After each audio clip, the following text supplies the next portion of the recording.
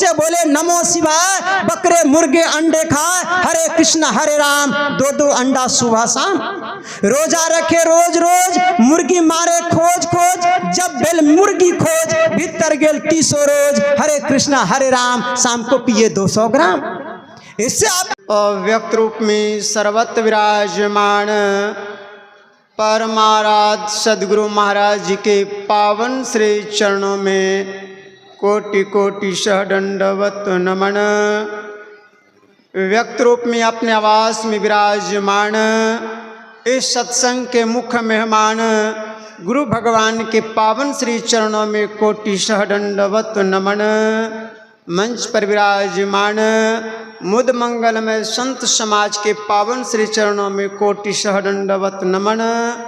उपस्थित गुरुजन, धर्म प्रेमी, सत्संग प्रेमी महानुभाव, समस्त नगरवासियों, पूजनीय माता एवं भक्तिमती बहनों, सभी को मैं नमन करता हूँ और निवेदन करता हूँ कि एक बार पुनः दोनों हाथों को उठाते हुए आशीर्वाद देते हुए गुरु महाराज की जय घोष करेंगे, ताकि द्वारा पुनः आपका दर्शन कर सकूं। श्री सद्गुरु महाराज की। सज्जनों, यदि हम सभी को ऐसे शक्तिशाली प्रकट हो जाए और कई एक शब्द में मांग लो, बस एक ही शब्द, एक शब्द में मांगो, क्या चाहते हो, क्या मांगेंगे आप? कहिएगा चाहना तो बहुत है, पर एक शब्द में सब समाहित हो जाए, वैसा शब्द क्या है? सज्जनों, हर जीव के अंदर एक ही कामना है, एक ही चाहना है। आप कुछ नहीं चाहते हैं, बस एक ही चीज चाहते हैं। नहीं बाबा, हम तो बहुत कुछ चाहते हैं। बेटा आप चाहते हैं? मैया लोग से पूछते हैं बेटा चाहते हैं? आप तो कहेंगे बिना बेटा का तो काम ही नहीं चलेगा। दंपत्ति जीवन में बेटा ना हो, पारिवारिक जीवन में संपत्ति ना हो, तो फिर जीना भी कोई जीना है? लेकिन मैं सज्जनों आप लोगों को बहुत ठोक बजा के कहता हूँ, अनुभव करके कहता हूँ कि आप बेटा नहीं चाहते हैं, आप संपत्ति नहीं चाहते हैं, आप मान प्रतिष्ठा नहीं चाहते हैं, आप एक ही चीज चाहते हैं और वो है सुख। बेटा से दुख मिलने लगता है तो बेटा को मरवा देते हैं, बेटा से आप अलग हो जाते हैं। संपत्ति से दुख मिलने लगता है, संपत्ति को आप छोड़ देते हैं। मान प्रतिष्ठा से दुख मिलने लगता है तो अपना पद परित्याग कर देते हैं, केवल आप सुख के लिए। और ये सुख संसार के किसी कोना में ढूंढ करके देख लीजिए, नहीं मिलने वाला है। गोस्वामी तुलसीदास जी महाराज रिजल्ट देते हैं, सर्टिफिकेट देते हैं। धनहीन कहे धनवान सुखी, धनवान कहे सुख राजा को भारी, राजा कहे चक्रवर्ती सुखी, चक्रवर्ती कहे सुखेंद्र को भारी, इंद्र कहे चतुरानन सुखी, चतुरानन कहे सुख विष्णु को भारी। तुलसीदास बिचारी कहे हरि भजन बिना सब जीव दुखारी। यदि आप जीवन में आनंद लेना चाहते हैं तो काकभूषुंड जी अपना अनुभव बता रहे हैं। गरुड़ जी को समझाते कहते हैं, निज अनुभव आबो कहूं खगेसा, बिनु हरि भजन न जाहि कलेसा। कहा यह मैं अपना अनुभव बताता हूँ, बहुत कुछ संसार में करके मैंने देखा पर सुखी नहीं हुआ। कहा ये तो आपका अनुभव है, ये तो आपका मत है, आपके मत से कोई सहमत है? सज्जनों, अभी आप ढोल पर ध्यान मत दीजिएगा तो घर में ढोल बज जाएगा। वो ढोल छोड़ दीजिए, वो ढोल दूर का है, अभी बहुत दूर है, अभी बहुत टाइम है, ताल मिला रहा है उन लोग। आप लोग इधर ध्यान दीजिए। मैं क्या बता रहा था, ध्यान से नहीं सुनिएगा तो ऐसे ही गड़बड़ाइएगा। काग भुसुंडी जी अपना अनुभव बता रहे हैं, और गरुड़ जी कहते हैं ये तो आपका निजी अनुभव है ना, आपके अनुभव से कोई, आपके मत से कोई सहमत है, आपके अनुभव को कोई स्वीकार किया है, जो आप करें वही ठीक है, इसका क्या प्रमाण है? तो सज्जनों प्रमाण दे रहे हैं, 8 महारथियों को, 8 ब्रह्मवादियों को, 8 दिग्गजों को सामने लाया है, जिसके पास से रिटायर होकर के आया है। उन 8 का नाम अभी आप बड़े ही स्वर में, बड़े ही आनंद से आपने श्रवण किया। बालकांड के आदि और उत्तर का अंत पढ़े पंडित बूझे संत।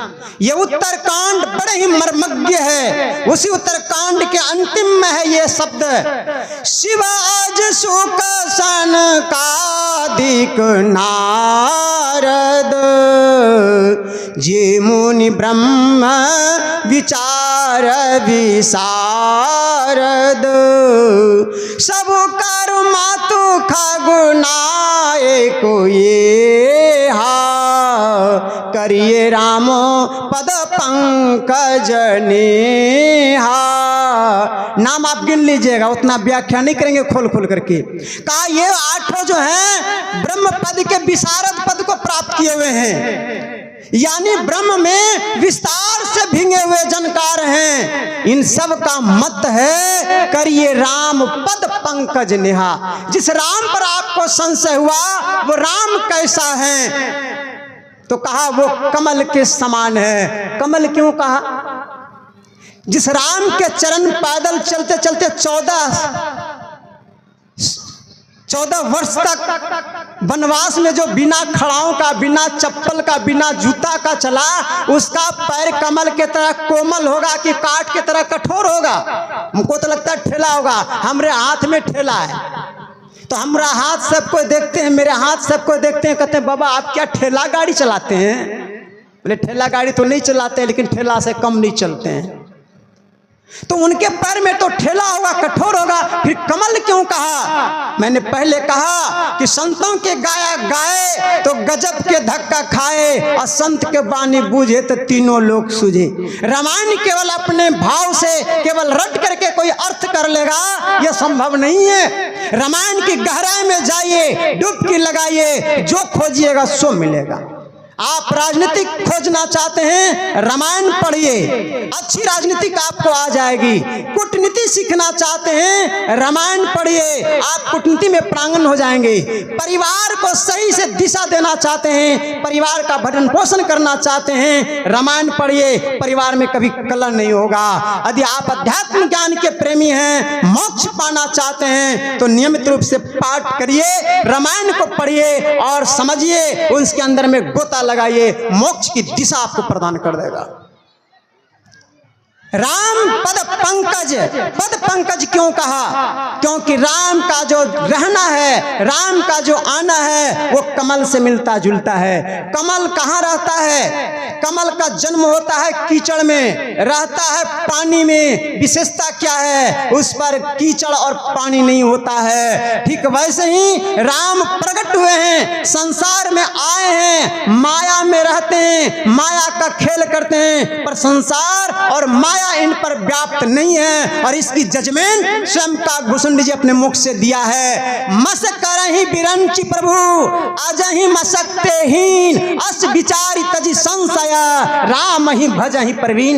जिस राम पर आपको संशय हो रहा है, वो तो एक खेल कर रहा है। इसके पास वह शक्ति है कि ब्रह्मा को मच्छर बना सकता है, और मच्छर को ब्रह्मा बना सकता है, और ब्रह्मा को मच्छर से भी बदतर बनाने की शक्ति रखता है। सज्जनों, ऐसे राम का भजन करने के लिए काग भुसुंडी जी करें। और यदि भजन नहीं करते हैं, दुनिया का कोई काम आप कर ले, उदाहरण देते हैं कि बारी मथे घृत होए बरु, सीखताते बरु तेल, अब बिनु हरि भजन न भव तरिए, यह सिद्धांत अपेल। अब बहुत व्याख्या तो संभव नहीं है, पर भजन को केवल समझ लीजिए। सभी कह रहे भजन करने के लिए, झंझट यही खड़ा होता है। कोई कह रहे अब ये कहीं शास्त्र 4 बात बोले तो कचार तो होगा ही होगा, इसलिए सब कचार इसी में है। शास्त्र ही जंजाल है, और इस शास्त्र को जो नहीं समझता है उससे लड़ाई झगड़ा से बच नहीं सकता है। पर समझना चाहिए, इसलिए बूझना चाहिए, और इसलिए सार यही आता है कि ज्ञानी गुरु के पास जाइए, वो समझ करके ठीक ठीक बताते हैं। सज्जनों, एक जगह आ रहा है कि हरि भजन करने की बात, एक जगह आ रहा है राम भजन करने के बाद, दूसरी जगह आ रहा है, तीसरी जगह आ रहा है शंकर भजन करने की बात, और वो एक गुप्त मत सबय कहे कर जोरी, और शंकर भजन बिना नरो भक्ति पावे मोरी। यदि सांप्रदायिक थोड़ा सा लेते हैं तो आपको बात बड़ी जल्दी समझ में आ जाएगा। एक संप्रदाय हो गए रामानंदी, कहते हैं हम रामानंदी हैं, राम को ही मानते हैं। दूसरे हो गए शिव मत वाले, आज की भाषा में जागो महादेव कह दीजिए, शिव ही सब कुछ है। अभी अभी एक ठो भक्त मिले, शिव ही परमात्मा, बोले हाँ हाँ सही बात है, वो ठीक बात है। तो वो करें शिव के बिना कल्याण नहीं होगा। दूसरे करें हरि विष्णु सब देवता से श्रेष्ठ हैं, सबसे बड़े हैं, तो हरि के बिना कल्याण नहीं होगा। संत मत वाला क्या हाथ पर हाथ धर के बैठा रहेगा? संत मत वाला भी टाल ठोक दिया कि रामायण में और भी कुछ लिखा, का क्या लिखा है, तो उनकी भी बात सुन लीजिए। बिनु गुरु भवनिधि तरह न कोई, जो बिरंची शंकर सम होई। अब लो झंझट तो शुरू हो गई। अब एक तरफ कह रहे हैं कि बिना हरि भजन किए बिना कल्याण नहीं होगा, राम के भजन किए बिना कल्याण नहीं होगा, शिव के भजन किए बिना कल्याण नहीं होगा, और ये कहते तुम कल भजन करने की बात करते हो, तुम शिव ही ना बन जाओ, ब्रह्मा नहीं बन जाओ, विष्णु नहीं बन जाओ, लेकिन बिना गुरु से रहोगे तो उद्धार कल्याण नहीं होगा। आप किसका भजन करें? झंझट नहीं शुरू हो जाता है, भ्रम तो यही पैदा हो जाता है। पर भजन को समझना पड़ेगा, भजन में कोई मात्रा नहीं है, और हमारे शब्दों से यदि आप व्याख्या करेंगे तो और सरल हो जाएगा। व्याकरण में मत ढूंढिएगा, ये आपके लिए है, पढ़े लिखे विद्वानों के लिए नहीं। विद्वानों की भाषा आप सुन रहे थे, आप समझ रहे होंगे, हमारे भोले भाले भाईगण, हमारे माई दाई, वो तो बस हाँ बाबा बहुत बढ़िया बोल रहा है, क्या बोल रहा है बाबा ही समझे। पर हम जो आपको समझाएंगे वो आप समझेंगे, विद्वान कहेंगे अपने मन से बोल रहा है। विद्वानों की भाषा में नहीं बोलूंगा आपको। भो जो नो 3 अक्षर है, भो से भवसागर ये संसार, जो से जन्मना, नो से नहीं, वो भजन जिससे फिर जन्म संसार में जन्मना ही नहीं पड़े, तो मरना पड़ेगा क्या? जब जन्मे नहीं होगा तो मरेंगे नहीं, और जब मरेंगे नहीं तो जन्मेंगे नहीं। यही भजन कैसे करें, यही गुप्त बात है, और इसी को सार भक्ति कहा, इसी को स्वतंत्र भक्ति कहा, और यही भक्ति संत मत का मूल है। इसलिए आप इसको खूब बढ़िया से समझिए। और वो एक गुप्त मत सबय कहे कर जोरी, शंकर भजन बिना नर भक्ति न पावे मोरी। ये सार सटीक शब्द है रामायण का, जो संत मत से बहुत मेल खाता है। और हुई एक गुप्त मत सबय कहे कर जोरी, और एक गुप्त बात है, सभी करें हाथ जोड़ के शंकर का भजन करो, ये गुप्त है। जब सब कहिए रहे हाथ जोड़ करके शंकर का भजन करो, तो गुप्त क्या बच गया? सज्जनों, अपने से अर्थ करने से नहीं होगा, अर्थ का अनर्थ करने से नहीं होगा। इसलिए खूब बढ़िया से समझिए, वह गुप्त क्या है जो दूसरे को पता नहीं हो, अपने परिवार का भी पता नहीं हो। कभी कभी कहते नहीं इतना गुप्त रखा कि परिवार को भी किसी को पता नहीं था। तो वो गुप्त जो आपके परिवार को पता नहीं, तो आपका परिवार कौन? ये बेटा बेटी नाती पोता, ये आपका परिवार नहीं, ये आपके शरीर का परिवार है। आपका वास्तविक परिवार कौन? आपका परिवार ये आपके 14 इंद्रियां हैं, और ये 14 इंद्रियों को वो पता नहीं है, वो नहीं कर सकता जो आपको करने के लिए कहा जा रहा है। वो स्वतंत्र भक्ति जो किसी परिवार के द्वारा नहीं, और वही आपका साधना है। संत मत की यही गुप्त साधना है, जो किसी इंद्रियों के नहीं, किसी इंद्रियों की सहारा की जरूरत नहीं। इसी को सार भक्ति कहा। गुरु महाराज ने कहा अपनी भक्तिया, ये बेटा का नहीं, ये बेटी का नहीं, ये अपना। उसी तरह से ये आँख का नहीं, ये कान का नहीं, ये नाक का नहीं, ये हाथ का नहीं, ये पैर का नहीं। पैर से तीर्थ जाते हैं, एक भक्ति हो गया। हाथ से दान करते हैं, भक्ति हो गया। आँख से दर्शन करते हैं, भक्ति हो गई। कान से शब्द सुनते हैं, भक्ति हो गई। पर इन सब से नहीं, अपनी भक्ति। आप क्या हैं? इसलिए कहा आदत बुरी सुधार लो। जो बिगड़ी हुई आदत है ना 10 बार माथा टेकने का और पान और फूल चढ़ाने का, अगरबत्ती जलाने का, मांस खाने का, मुर्गी खाने का, अंडा खाने का और भगवान का नाम लेने का, इससे काम नहीं चलेगा। मैं एक शायर बराबर बोलता हूँ, मुख से बोले नमो शिवाय, बकरे मुर्गे अंडे खाए, हरे कृष्ण हरे राम, 2-2 अंडा सुबह शाम। रोजा रखे रोज रोज, मुर्गी मारे खोज खोज, जब बेल मुर्गी खोज, भीतर गेल 300 रोज, हरे कृष्णा हरे राम, शाम को पिए 200 ग्राम। इससे आपका काम नहीं चलेगा। इसलिए कहा आदत पूरी सुधार लो, बस हो गया भजन, मन के तरंगों को मार लो, बस हो गया भजन। आए हो कहां से, जाओगे कहां, इस तत्व को विचार लो, बस हो गया भजन। कहां से आए हैं और कहां जाएंगे, इसकी तो बाद में आप व्याख्या करेंगे, पहले यह पता कर लें कि आप हैं कहां। ये भक्ति है सीढ़ी। संत कबीर साहब ने कहा भक्ति निसेनी मुक्ति की, संत चढ़े सब धाय, और जिन जिन मन आलस किया, जन्म जन्म पछता है। तो आप कहां हैं जो चढ़ना है, किस पहाड़ पर चढ़ना है, हिमालय पर चढ़ना है कि घर के पहाड़ पर चढ़ना है, चढ़ना कहां है। और सुबह का पाठ में आप सुन रहे थे ज्ञान और वैराग्य की बात। सज्जनों, आपका उतरना कहां से हुआ है, चढ़ने की बात तो तब होगी। आपका उतरना कहां से हुआ है, तब न चढ़ाई की बात होगी। तो तू तरी पड़ियो तम माही, पीव निशब्द में, और यही पे पड़ी गयो दूर, चलो निशब्द में। आप कहां से उतरे हैं, तो निशब्द से उतरे हैं, परमात्मा से उतरे हैं। जो हम आपको कह रहे थे जहां होत नहीं दिन रतिया, उस जगह पर से आप आए। कहां आए, शब्द में आ गए, एक सीढ़ी, उससे भी नीचे आ गए, कहां, प्रकाश में आ गए, दूसरी सीढ़ी, उससे भी नीचे आ गए, कहां, अंधकार में आ गए। माता सबरी ने भगवान श्री राम से शिकायत की, और यही बात माता सबरी ने भगवान श्री राम से कहा, अधम ते अधम, अधम अति नारी, अति मैं मति मंद अघारी। हे भगवान, आपकी स्तुति किस प्रकार से करूं, मैं तो अधम हूं। पर अधम क्या, जिसको 9 प्रकार की भक्ति का सर्टिफिकेट भगवान श्री राम दे रहे हैं। नवमा एक जिनके होई, नारी पुरुष सचराचर कोई, सोई अतिशय प्रिय भामनी मोरे, सकल प्रकार भक्ति दृढ़ तोड़े। जिसको 9 प्रकार की भक्ति में प्रांगत हो और वो इस तरह की बात करे, बात जचती नहीं है। जो देखने में कृपा, देखने में एकदम काली कलोटी, और वो उनको भामनी को कहे ये तो व्यंग लग रहा है, पर व्यंग की भाषा व्यंग में ही देना चाहिए। जब इसने व्यंग किया तो भगवान भी व्यंग किए।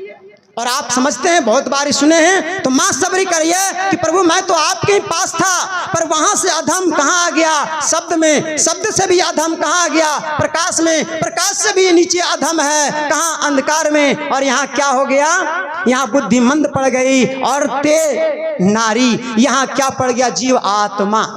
आत्मा शब्द ही स्त्रीलिंग है और परमात्मा शब्द ही पुल्लिंग है। इसलिए पुरुष हो चाहे स्त्री हो, सभी गाते हैं करो पिया से मिलन की तैयारी। एक ही पुरुष परम पिता परमात्मा है। उस परमात्मा तक जाने का जो साधन है, जो मार्ग है, वो इन इंद्रियों के द्वारा नहीं हो सकता है। और यही बात को बड़े गहराई से समझिए। इसलिए गुप्त है, ये भेद गुप्त है, पाना किसी ग्रंथ से है संभव, सीख लो किसी संत से। तो आप अंधकार में हैं, अब अंधकार में आपको कहां से तैयारी करना है, तो यही तो भगवान श्री राम बता रहे, बस हो गया।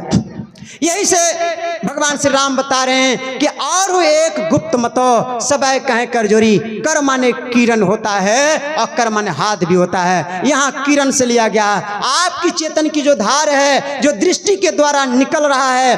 बड़े ही मर्मज्ञ शब्द में आप सुन रहे थे कि हमारे शरीर में 300 प्रधान नाड़ियां हैं। आपके पूरे शरीर में 72 करोड़ 72 लाख 210 नस नाड़ियां हैं, जिसमें 300 नाड़ी प्रधान है, और 300 में 3 नाड़ी प्रधान है, जिसको इंगला और पिंगला कहते हैं। और इस इंगला पिंगला के बीच में सुषुम्ना है, जो सबसे श्रेष्ठ है। यही सुषुम्ना नाड़ी को आप पकड़ लें तो आपका काम बन जाएगा। और ये सारे चेतन की धार को कंट्रोल करने वाला ये अज्ञात चक्र है, यहीं से इसका कट होता है। यदि सब परिवार को तो इधर पता चलता है, लेकिन यहाँ से ऊपर इस परिवार को पता नहीं चलता है। यही साधना, जब आप यहीं पर अपने चेतन की धार को दो नैन नजर जोड़ के एक नोक बना के अंतर में देख, सुन सुन अंतर में खोजना। अब इसको समझिए, एक गर्म है और एक ठंडा है, एक इंगड़ा है एक पिंगला है, दो विपरीत वर्ण है और दो वर्णों के मिल से जो पैदा होता है, पढ़े लिखे विद्वान लोग जानते हैं, उसको वर्ण संकर कहते हैं कि नहीं?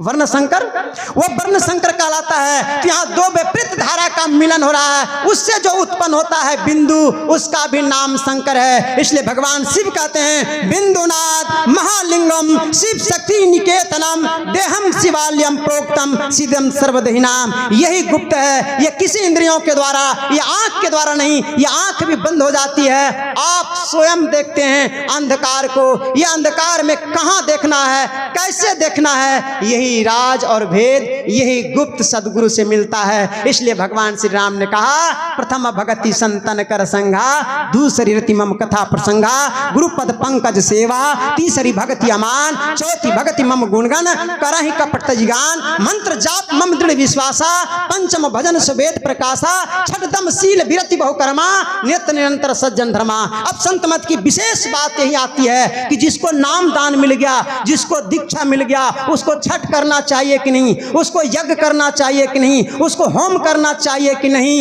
यदि भगवान को मानने वाले हैं तो आपको जजमेंट मिल रहा है कि मंत्र जाप तक आप जो कर रहे थे सब चल रहा था, पर यहां से क्या है, छठ दम शील, अब कुछ करने की जरूरत नहीं है। दम कहते हैं इंद्रिय निग्रह को, अपने इंद्रियों को समेट करके और निरंतर निरंतर सज्जन धर्मा, सज्जनों का जो धर्म है, झूठ चोरी नशा हिंसा छोड़ना, एक ईश्वर पर अटल विश्वास, पूर्ण भरोसा, उसकी प्राप्ति कहीं बाहर नहीं अपने भीतर होगी, क्योंकि आप भी भीतर हैं, परमात्मा भी आपके भीतर हैं, बस खोजना कैसे है। तो वही कहा, बहुत सारे कर्मों कांड से विरक्त होकर के निरंतर निरंतर सज्जन धर्मा, वो सज्जनों को सत्संग में, सीधा शब्दों में समझ लिए, सत्संग में जाना चाहिए और जहां सत्संग भजन ध्यान की बात हो वहां जाके आनंद मन से सुनना चाहिए। और तब सातम सम मोहिमय जग देखा और मोते अधिक संत करे लेखा, तम समता रूपी ये मन का पकड़ा जाएगा। सम कहते हैं मनोनिग्रह का, और भगवान श्री राम ने माता सबरी से ही कहा नवधा भक्ति कहूं तो ही पाही, सावधान सुनू धरु मन माही। इस मन को धरो, पकड़ो, सीधी शब्द में है, कुछ ज्यादा झंझट नहीं है, ये मन को पकड़ लो, तुम्हारा काम बन जाएगा। और गोस्वामी तुलसीदास जी महाराज भी यही कहते हैं, एकादशी एक मन बस कैसों करी जाए, सो व्रत कर फल पावहीं आवागमन नसाय। इस मन को पकड़ लो, और ये मन को पकड़ने के लिए एकमात्र यही साधना है, यही बिंदु है, यही स्वतंत्र है। यहाँ मन का कुछ नहीं चलता, यहाँ कोई इंद्रियां इसका सहयोग नहीं करती है, झक मार करके इसको लौटना पड़ता है और जिधर से आया है उधर जाना पड़ता है। तो हमारा आना हुआ है प्रकाश से, शब्द से, शब्द से प्रकाश से, प्रकाश से अंधकार में। अब चलना होगा तो यहीं से आपको चलना होगा। नाम रूप जगत में आ गए, इसलिए नाम रूप का आप सहारा लेते हैं, यही दो अवलंब है, पर यही पकड़ के रह जाएंगे तो फिर अटक करके रह जाएंगे। ये नाम रूप का जो बीज है, बिंदु, यहीं से आपका द्वार है, यही द्वार में आप प्रवेश करेंगे तो कहां निकलेंगे, स्थूल सूक्ष्म कारण महाकारण केवल हूं के पार, पार गमन ही सार भक्ति है, लो यही ही हमें धार। श्री सद्गुरु महाराज की जय।